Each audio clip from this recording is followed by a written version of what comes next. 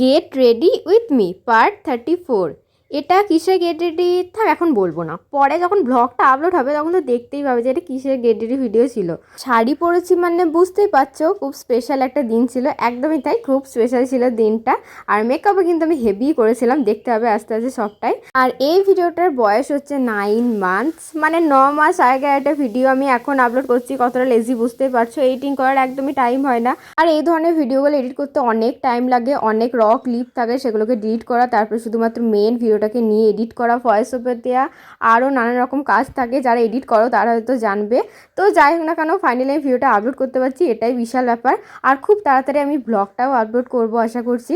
এখন দেখো ফাইনালি আমি রেডি হয়ে নিয়েছি। আমার লুকটা কেমন লেগেছে তোমরা অবশ্যই কমেন্ট করে জানিও। আমার তো দারুণ লেগেছিল লুকটা। আর গাইস, ফুল লুকটা কেমন লাগছে অবশ্যই কিন্তু কমেন্ট করে জানাতে ভুলবে না। ঝটপট করে কমেন্ট করে দাও আর চ্যানেলটাকে সাবস্ক্রাইব করে দাও। আবার দেখা হবে একটা ভালো ভিডিওর সঙ্গে। আপাতত টাটা, খুব ভালো থেকো সবাই।